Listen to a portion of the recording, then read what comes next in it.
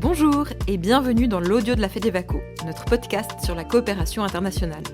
Aujourd'hui, nous sommes avec Samuel M. Marcoli, notre assistant en communication, pour l'épisode 4 qui est malheureusement déjà l'avant-dernier de notre première saison. Et oui, c'est vrai que nous avons pris beaucoup de plaisir à faire ce podcast et nous espérons que vous aussi en l'écoutant. Aujourd'hui, nous allons discuter de comment la coopération internationale influence notre imaginaire et comment le décoloniser. Peut-être que pour commencer, nous pourrions préciser ce qu'on entend par là. Je pense qu'on est toutes et tous d'accord pour dire que la colonisation est une forme de domination, notamment en imposant des modes de vie et des manières d'agir. Et même si nous ne sommes plus dans la période des empires coloniaux, il ne faut pas oublier qu'elle a aussi façonné une certaine vision du monde, qui perdure encore aujourd'hui. Cette vision du monde, c'est notamment celle d'une certaine forme de supériorité des anciens pays colonisateurs et d'une image négative et misérabiliste du Sud. Pour vous le présenter plus concrètement, nous prendrons l'exemple de l'Afrique. Et commençons d'ailleurs directement par un de ses premiers clichés. Très souvent, l'Afrique est vue comme un tout, un bloc uniforme, voire même une sorte de pays homogène.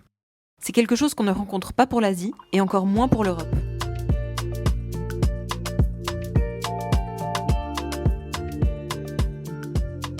On reste encore attaché à un imaginaire très fort en ce qui concerne l'Afrique, qui se traduit soit par une forte pauvreté, de la corruption, des régimes autoritaires d'une part, et d'autre part, la nature, les animaux sauvages, des territoires vierges et inhabités. On a d'un côté des notions qui renvoient à une vision misérabiliste et plutôt sombre du continent africain, et de l'autre, on est sur une vision du roi lion, avec des terres vierges et vides. Ce sont en réalité des terres où des millions de personnes ont vécu et qui les ont modifiées et entretenues depuis des millénaires. C'est un vieux mythe colonial qui a d'ailleurs permis de s'en emparer. Bah oui, ces terres n'étaient à personne. D'ailleurs, c'est quelque chose qui existe encore aujourd'hui avec ce que l'on peut appeler le colonialisme vert. Pensons par exemple aux réserves et parcs naturels et à certains projets de conservation de la nature qui vident les terres de leurs habitants et habitantes. Après la Seconde Guerre mondiale, la coopération a été la manière privilégiée par l'Europe pour organiser ses relations avec le Sud. L'Afrique est devenue une région prioritaire en raison de ses préjugés. Non seulement la coopération internationale est le fruit de cette vision de l'Afrique, mais elle a elle-même contribué à construire une image stéréotypée et problématique de ce continent. D'accord, mais alors quelle est la vraie réalité de l'Afrique ? Alors on va justement pas commencer à généraliser en prétendant décrire la réalité de l'Afrique et de ses 54 pays en quelques phrases. Tu arrives à me dire toi quelle est la réalité de l'Europe, de la Lituanie au Portugal en passant par le Danemark ? Mais voici quelques données sur l'Afrique. D'un point de vue économique, par exemple, saviez-vous que certains pays africains ont la plus forte croissance à l'échelle mondiale ? Et que c'est un continent qui est champion de l'innovation, avec des jeunes entrepreneurs et entrepreneuses qui investissent dans les startups et dans la fintech. Malheureusement, ce n'est certainement pas ce que nous entendons le plus souvent lorsque nous entendons parler du continent africain. Mais alors, comment faire pour que cela change ? Comment changer notre perception ? Tout d'abord, il faut savoir faire la différence entre l'Afrique imaginaire et l'Afrique réelle. L'Afrique imaginaire est une Afrique infantilisée, reflet d'un rapport de force asymétrique avec le Nord. Une fois cette distinction faite, nous pouvons commencer à construire une image plus juste et plus conforme à la réalité. Bien sûr que la réalité est plurielle et que la pauvreté, la faim et le manque d'accès aux soins de santé sont des réalités en Afrique, mais pas que. L'important est de voir comment la communication des ONG influence cette perception et comment elle pourrait faire pour rester au plus près de la réalité, en partant des récits, des expériences et des perspectives de communauté.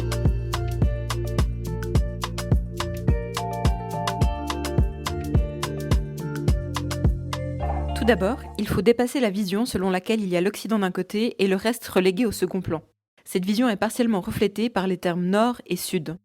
À la FEDEVACO, nous préférons utiliser les termes de Sud global et de Nord global plutôt que simplement Nord et Sud, ou Occident d'ailleurs. Nous allons d'ailleurs basculer dès maintenant et pour la suite de cet épisode. Le terme de Sud global, que certains appellent aussi monde majoritaire, a de multiples définitions, mais désigne généralement un groupe de pays et de personnes qui subissent une marginalisation économique au sein du système mondial. On estime aussi qu'ils ont des éléments d'une histoire commune de colonisation et d'exploitation. Le terme Sud global fait ainsi davantage référence aux conditions économiques et politiques qu'à une situation géographique. Le Nord global, ou monde minoritaire, se compose des pays les plus riches sur le plan économique, qui ont accès aux technologies les plus avancées. Ils sont principalement concentrés dans la partie septentrionale du monde. Dans ce contexte, le terme se réfère principalement aux pays qui fournissent et ne reçoivent donc pas de ressources de l'aide publique au développement. Selon ces définitions, les pays qui se trouvent géographiquement dans le Nord peuvent être classés dans la catégorie Sud global et vice-versa. Par exemple, difficile de nier que l'Australie est au Sud, Mais elle fait bel et bien partie du Nord global. Vous suivez? Pour rester sur ces questions de terminologie et ce que ça véhicule, on entend encore parfois parler de charité et de bienfaisance. Selon cette vision des choses, pour les pays du Nord global, leur devoir moral et éthique, en tant que pays riches, est d'être généreux et d'aider les pays les moins fortunés. Ça ne se voit pas à l'odieux, mais j'ai mis des gros guillemets. La coopération ne doit pas être conçue comme un acte de charité, mais plutôt comme une collaboration entre acteurs de même niveau. De plus, il ne s'agit pas de faire de la philanthropie ou de la bienfaisance, mais de redistribuer les richesses et de réparer les dégâts du passé. Le Nord global a une responsabilité historique. Il ne faut pas oublier que la prospérité de ces pays s'est appuyée sur le colonialisme qui a rendu les pays du Sud global dépendants. Et en plus, si vous vous souvenez bien de l'épisode 3, nous vous avons expliqué longuement comment la coopération actuelle repose sur le partenariat, cherche à éviter toute forme de dépendance, etc. Ça se reflète donc pas que dans les mots, mais dans les pratiques aussi.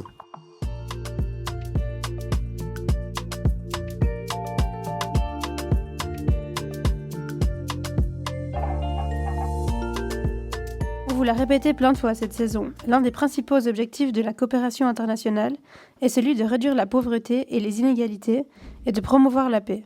La communication, si elle est utilisée à bon escient, peut contribuer à cet objectif. Les organisations qui communiquent sur la coopération internationale ont une double responsabilité. D'une part, envers les populations concernées par le projet, d'autre part, vis-à-vis des personnes qui font preuve de solidarité en versant des fonds. Les ONG doivent refléter au mieux la réalité et les intentions des deux côtés. La langue influence nos pensées et nos perceptions. Les mots ne sont pas seulement des mots. Ils se transforment en croyances, c'est-à-dire qu'ils participent à la construction d'un imaginaire et une vision du monde. Un imaginaire qui influencera ensuite nos actions. Un exemple qui sort du domaine de la coopération. Des scientifiques ont informé un groupe de filles que les garçons tendaient à obtenir de meilleurs résultats que les filles en mathématiques. Un autre groupe de filles, qui servait de groupe témoin, n'a pas reçu cette information. Les deux groupes ont ensuite passé un test de mathématiques. Les résultats ont montré que les filles informées de la prétendue supériorité des garçons en maths ont eu des performances significativement inférieures à celles du groupe témoin. Le langage utilisé dans la coopération internationale, malheureusement et souvent à son insu, a contribué à renforcer les perceptions racistes des populations du Nord global, et cela a conditionné de nombreuses actions.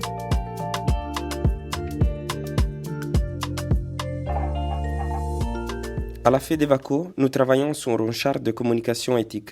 Lucie, toi qui es en charge de la communication, peux-tu me dire ce qui vous a poussé à lancer un tel processus?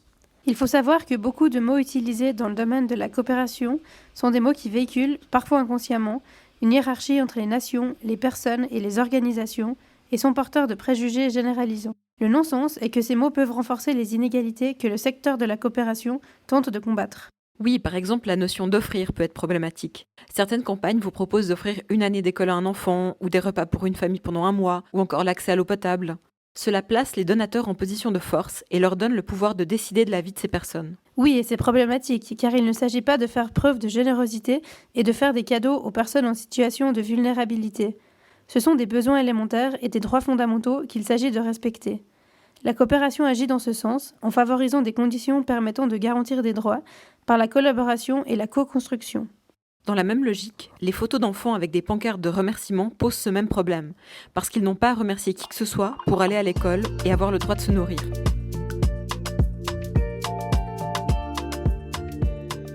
Nous avons profité de l'arrivée de Ghislain en Suisse pour l'interviewer et lui demander son avis sur la décolonisation du langage et de l'imaginaire dans la coopération internationale. Pouvez-vous vous présenter brièvement et nous parler de votre rôle au sein de l'organisation?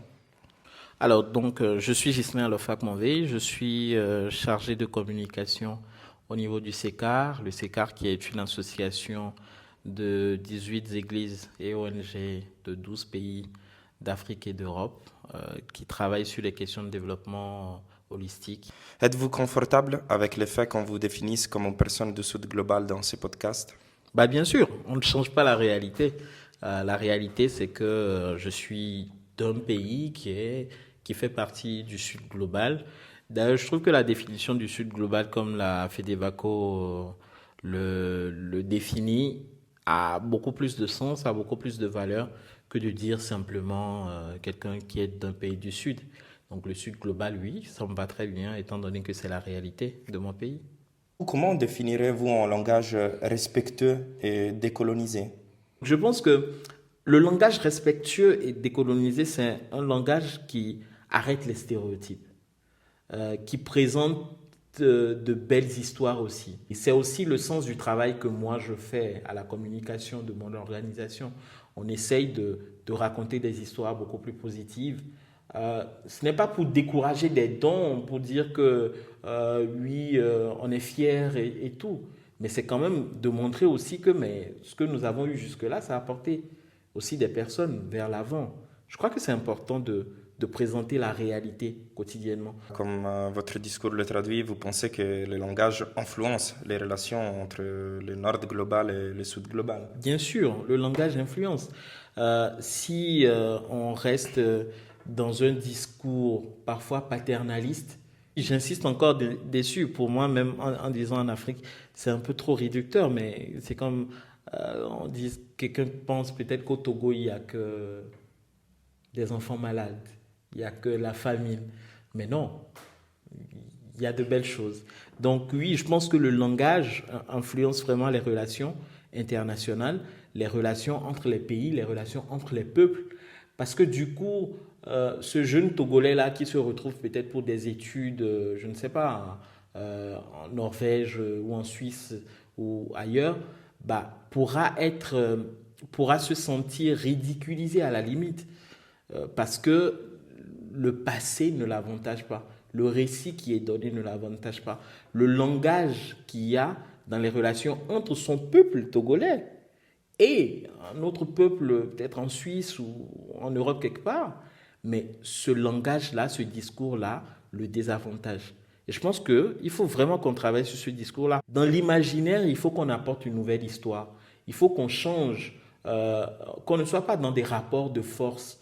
Vous êtes déjà senti comme l'objet d'une narration caritative ou salvatrice. Comment avez-vous vécu ça?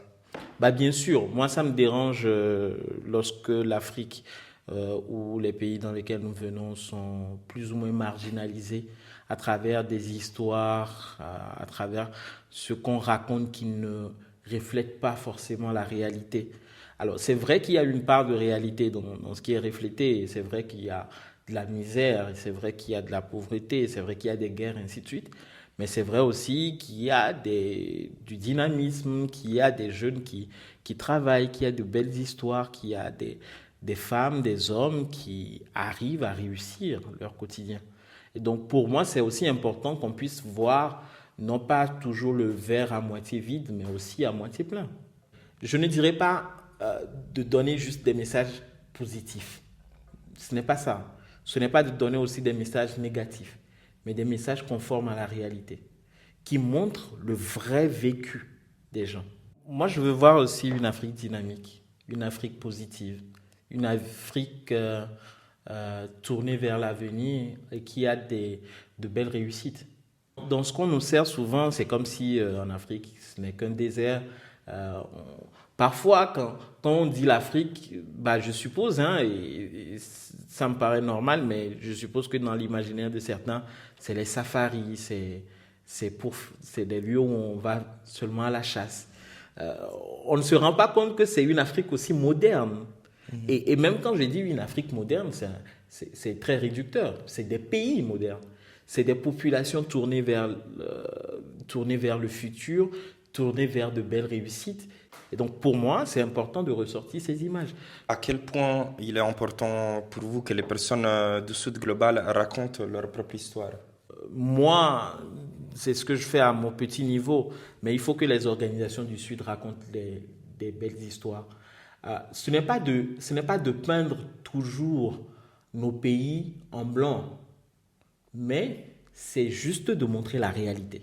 Si on montre une Afrique ou des pays sur un point de vue négatif, parce qu'il y en a des points négatifs, mais ayons le courage aussi de présenter des points positifs. Ayons le courage de dire qu'il y a des femmes, des hommes heureux, parce qu'ils le sont aussi. Ils vivent dans des réalités qui peut-être peuvent être perçues comme difficiles, mais ils font avec. Elles font avec. Ils vivent bien selon eux, et c'est important que nous, organisations du Sud global, nous puissions aussi raconter des histoires positives. Et puis, on doit raconter davantage, parce qu'il y a de belles choses qui se font sur le continent, il y a des belles choses qui se font. Moi, dans mon pays, je vois des jeunes bouger, je vois des initiatives, de belles initiatives se mettre en place. Révélons aussi ces histoires-là, révélons aussi ces hommes, ces femmes qui marquent leur histoire, marquent leur génération, marquent leur pays. Révélant finalement les résultats des initiatives plutôt que la situation de départ. C'est ça. Parce qu'en présentant continuellement la situation de départ, c'est comme si tout le travail qui est fait au Nord global n'a pas de sens. Je vois ici, moi je suis là depuis quelques jours, mais je vois ici en Suisse des organisations bouger. Je travaille avec DM, c'est une organisation qui travaille beaucoup, qui fait de très belles choses. Si je dois tout le temps montrer à DM la situation de départ, à un moment donné, DM va être découragé, alors qu'ils font du très bon travail. Et toutes ces organisations au niveau du Nord global qui font de très belles choses, ayons le courage de montrer quelque chose, une situation beaucoup plus réelle qui montre qu'il y a eu du chemin entre la situation de départ et la situation d'arrivée. Et puis, je vois, et ça j'ai agréablement vu qu'en Suisse ici, il y a des choses qui se font avec la FEDEVACO, avec DM aussi du coup, où on cherche à décolonialiser le langage pour pouvoir apporter quelque chose de vraiment authentique, quelque chose de vrai. Je pense que tout cela concourt à ce que, déjà je pense que quelqu'un qui vient du Sud global, lui-même se valorise d'une manière ou d'une autre à travers l'image qui est véhiculée autour de lui.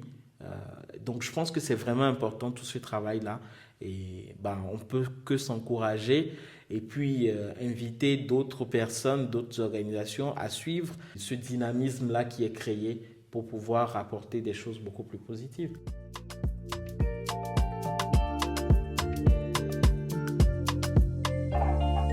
Nous avons vu ce à quoi il faut faire attention avec les mots. Et en ce qui concerne les images, à quoi est-ce qu'on devrait faire attention ? Les photos sont tout autant problématiques que les mots, si ce n'est plus, car elles sont même plus puissantes et provoquent plus d'émotions que les mots. Vous vous souvenez de l'image présentée par Chiara dans le premier épisode pour promouvoir la lutte contre la faim dans le monde ? Oui, je m'en souviens. Il s'agissait d'un épi de maïs flétri et incolore, placé à côté d'un enfant maigre et sous-alimenté dont on voyait les côtes. L'épi était clairement comparé à la personne. Dans ce cas, il y a non seulement la représentation raciste et misérabiliste, mais il y a aussi le problème de l'utilisation d'une photo d'enfant. Or, la plupart de ces photos sont publiées sans leur consentement, ni celui de leurs parents. On voit encore régulièrement des images utilisées pour les appels à action de la coopération internationale qui représentent des enfants ou des femmes, et plus particulièrement des mères avec leurs enfants. Le fait de n'illustrer que des femmes et des enfants participe au processus patriarcal d'enfantilisation et de féminisation des pays en situation de fragilité. De plus, si c'est la seule image qu'on nous présente, on a l'impression qu'en Afrique il n'y a que des femmes et des enfants sous-alimentés. Mais ceci ne correspond pas à la réalité. D'accord, mais alors comment faire pour éviter ce piège, tout en continuant d'alerter sur les besoins et les inégalités, et donc forcément aussi de trouver des financements pour y répondre ? Qu'est-ce qui fait finalement une bonne photo ? En général, on peut choisir des images positives, notamment qui représentent des personnes actives. Ne pas véhiculer une impression que les personnes sont des bénéficiaires passifs avec zéro pouvoir d'action. Montrer des photos d'activité plutôt que de simples portraits par exemple, où le sujet est fier et digne. On peut aussi se demander si on souhaiterait être pris en photo de cette façon, et dans tous les cas, demander le consentement des personnes photographiées. Et puis, il faut aussi sortir des sentiers battus et diversifier les images. Comme nous l'avons déjà dit, la réalité est plurielle et complexe, et une vision unique ne lui rend pas justice. Ainsi, au lieu de choisir la photo classique d'une mère avec son enfant dans un contexte rural, nous pouvons par exemple opter pour la photo d'un activiste politique masculin dans un contexte urbain. Promouvoir des images positives signifie également privilégier les images montrant des résultats plutôt que le point de départ. C'est aussi un moyen de montrer l'effet des actions entreprises et de participer à une coopération plus égalitaire. Les conditions de travail et de rémunération des photographes sont aussi importantes. Dans l'idéal, les images devraient être produites par les personnes elles-mêmes. Elles seules sont en mesure de comprendre le contexte et la culture locale. En respectant ces conditions, on aura une image plus éthique qui participe à placer les photographes, les sujets et le public sur un pied d'égalité.